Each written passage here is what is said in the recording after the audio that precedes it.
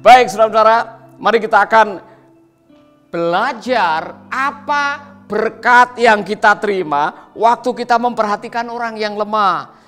Amsal 14 ayat 31 kita mulai dulu. Amsal 14 31. Siapa menindas orang yang lemah menghina penciptanya. Tetapi siapa menaruh belas kasihan kepada orang miskin memuliakan dia. Pegang erat-erat ayat ini.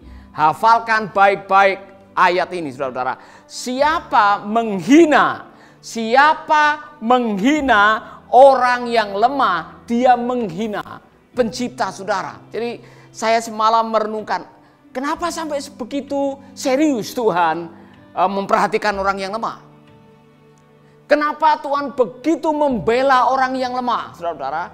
Kenapa pada waktu kita menindas orang yang lemah, kita seperti sedang menindas atau sedang tidak menghargai karya Tuhan? Karena bagi Tuhan, siapapun saudara yang sedang mengalami kelemahan, yang sedang hidup dalam kelimpahan, yang sedang tidak punya masalah, yang sedang menghadapi masalah, semua adalah umat Tuhan.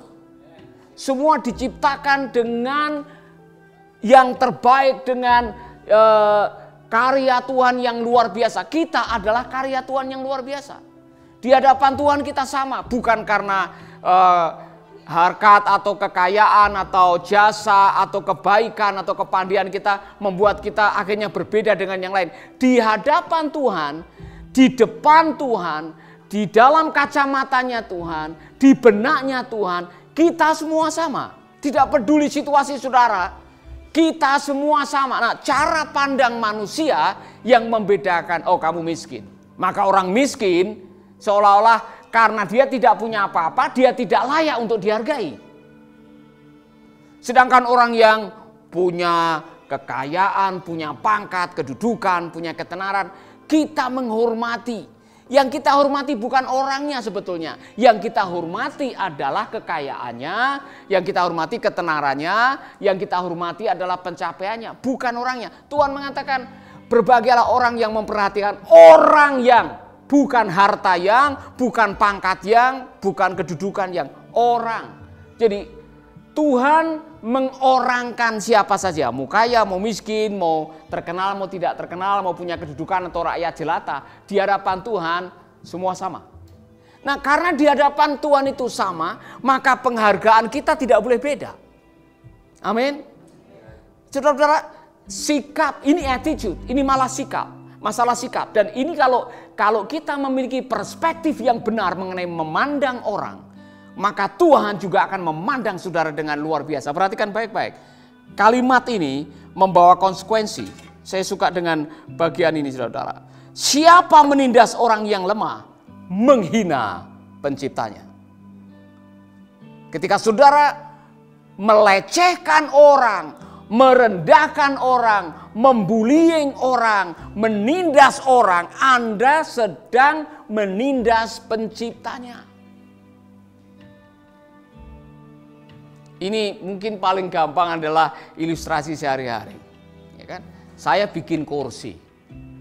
Dan kursi adalah hasil daripada keringat saudara, keringat saya sendiri. Saya buat itu berbulan-bulan. Kemudian saudara datang, saudara ludahi kursi saya. Saudara taruh kotoran di kursi saya. Saudara sedang tidak melecehkan kursi itu, saudara sedang melecehkan pembuat kursi itu. Mengerti maksudnya? Sama, saudara-saudara. Mari kita memiliki cara pandang ini, karena ini adalah cara pandang ilahi. Nilai kita di hadapan Tuhan tidak ditentukan oleh pencapaian, tidak ditentukan oleh kekayaan, tidak ditentukan oleh ketenaran, tidak ditentukan oleh derajat pendidikan. Nilai kita di hadapan Tuhan adalah ditentukan oleh harga yang sama, yaitu kalau mau lihat kayu salib. Pengorbanan Kristus di kayu salib itu untuk semua manusia, tidak memandang siapa kita. Maka waktu kita menindas orang lemah, melecehkan orang lemah, mempersulit orang lemah, kita sedang menghina. Maka jangan kaget kalau urusan kita nantinya adalah dengan Tuhan, bukan dengan orang itu. Serius ini saudara. Perhatikan baik-baik. Tetapi siapa menaruh belas kasihan kepada orang miskin, memuliakan dia. Jadi kalau saya balik, ketika kita menempatkan orang dengan perspektif Tuhan, memandang manusia dengan perspektif surga, kita sedang memuliakan Tuhan. Kita sedang menghormati Tuhan. Jadi cara yang terbaik untuk memuliakan Tuhan adalah hargai ciptaannya. Amin. Jadi percuma saja saudara mengucap syukur atau memuliakan Tuhan. Saudara mengatakan, kami memuliakan Engkau Tuhan. Tapi kalau saudara ketemu dengan orang, saudara tidak menghargai mereka gara-gara tasnya tidak bermerek, sepatunya tidak seperti sepatu saudara, rumahnya tidak seperti rumah saudara, baunya tidak seperti bau saudara. Sehingga saudara menganggap, orang ini tidak ada apa-apanya. Orang ini tidak ada apa-apanya. Saudara, jangan pernah menilai orang berdasarkan penampilan luarnya. Saudara, hati-hati dengan cara kita menilai orang. Termasuk saya, hati-hati. Karena di hadapan Tuhan, ketika kita menilai orang tidak dengan perangkat yang sama yang Tuhan miliki, kita akan bermasalah dengan Tuhan. Waspadalah. Kebenaran yang kedua, mari kita akan melihat. Amsal 19 ayat 17, saudara-saudara, saya suka dengan ayat ini juga. Ini pelajaran bagi kita semua. Siapa menaruh belas kasihan kepada orang yang lemah, memiutangi Tuhan, yang akan membalas perbuatan itu. Memiutangi Tuhan. Saudara-saudara, saya hitung-hitungan sama Tuhan. Kalau kita mau bilang berhutang, kita sebetulnya paling banyak berhutang kepada Tuhan. Tuhan tidak pernah berhutang kepada kita. Coba hitung baik-baik. Kalau kita mau hitung baik-baik berapa banyak yang kita hirup oksigen setiap hari. Dan kita harus bayar berapa? Sinar matahari. Ultraviolet, vitamin D. Saudara-saudara, saya beli vitamin D 1 botol bisa 500. Kalau kita mau jujur, kita yang banyak berhutang kepada Tuhan. Tetapi ayat ini mengatakan Anda bisa membuat Tuhan berhutang. Caranya bagaimana? Perhatikan orang yang lemah. Berbelas kasihan kepada orang yang lemah. Kenapa? Karena harusnya itu bagiannya Tuhan yang melakukan. Kalau ada orang susah berdoa, kalau ada orang tertindas berteriak, kalau ada orang yang sedang dipojokkan berseru kepada Tuhan, Tuhan dekat dengan mereka. Tuhan membalas, Tuhan menjawab doa mereka. Tapi sekali lagi, Tuhan dibatasi oleh ucapannya. Ketika dia menciptakan manusia, dia mengucapkan let them have dominion. Biarlah manusia berkuasa atas bumi ini. Jadi untuk melakukan apapun terhadap manusia, Allah pakai manusia sejak saat itu. Maka ketika ada manusia yang sedang berseru kepada Tuhan karena diperlakukan tidak adil, Tuhan pakai manusia. Ketika ada tetangga kita yang kelaparan dan membutuhkan makanan, Tuhan mengirim manusia yang berbelas kasihan kepada orang yang lapar, berbelas kasihan kepada orang yang miskin, berbelas kasihan kepada orang yang terbelenggu. Itulah sebabnya saudara-saudara, saya setuju sekali dengan apa yang dikatakan oleh Tuhan Yesus. Apapun yang kamu lakukan terhadap saudaraku yang terkecil ini, kamu sedang melakukan buat aku. Maka waktu saudara mengulurkan tangan untuk anak yatim, untuk para janda, untuk orang susah, untuk anak yang ditinggalkan, untuk mereka yang kesusahan, saudara sedang melakukan apa yang seharusnya dilakukan oleh Tuhan. Tapi karena saudara mau menjadi perpanjangan tangan Tuhan, wow, Tuhan berhutang kepada saudara. Nah, mari kita perhatikan baik-baik. Semakin banyak kita menabur benih kebaikan, semakin banyak saudara punya simpanan di bank surga, di kerajaan Allah. Saudara tahu, ketika saudara sedang membutuhkan, saudara tinggal pakai PIN saja, istilahnya. Saudara dalam keadaan membutuhkan, ketika saudara sedang betul-betul memerlukan, dengar baik-baik, Tuhan akan membalasnya. Tepat pada waktunya. Makanya Rasul Paulus juga mengulangi, jangan jemu-jemu berbuat baik. Karena nanti pada waktunya engkau membutuhkan, Tuhan akan memberkati saudara.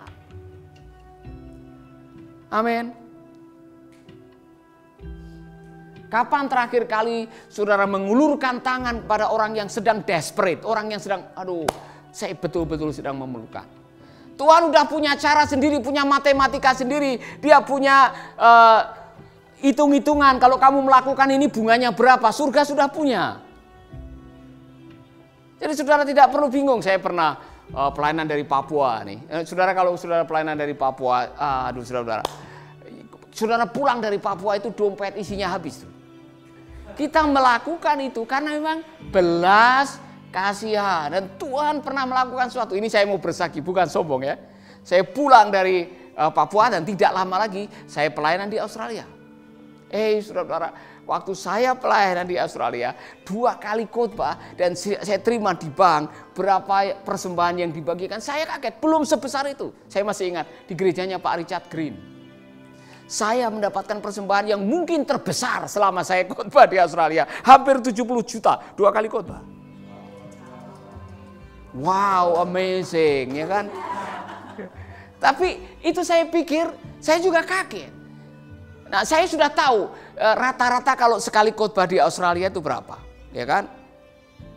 $2.000, $1.500, 15 juta.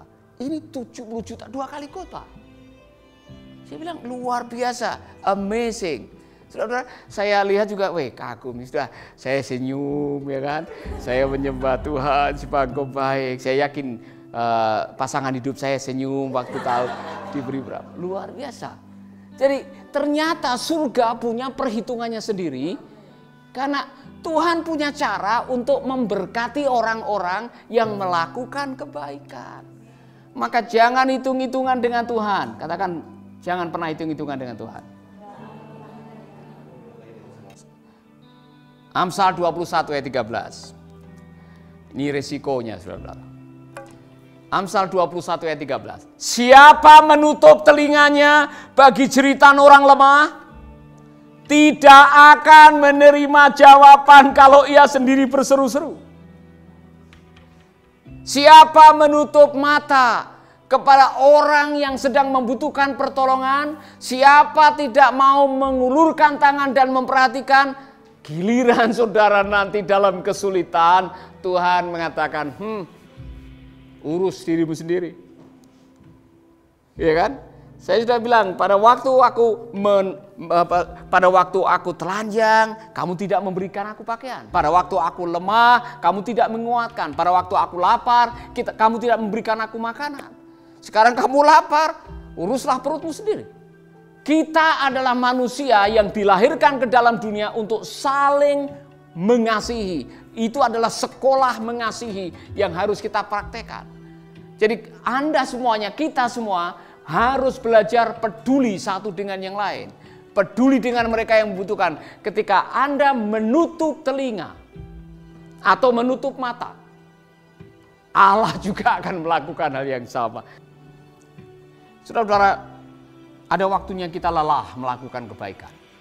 Terutama kalau orang yang kita baiki tidak menghargai kebaikan kita. Ada waktunya kita jenuh, bosan, marah ketika apa yang kita lakukan tidak dihargai. Dan kita mulai hitung-hitungan, ngapain nolong orang seperti itu? Apa yang kita lakukan tidak diperhitungkan. Saudara-saudara, itu adalah perhitungan kita. Tuhan tidak pernah ngitung. Udah dikasih hujan baik-baik, tidak berterima kasih, minta kemarau. Kasih kemarau, minta hujan.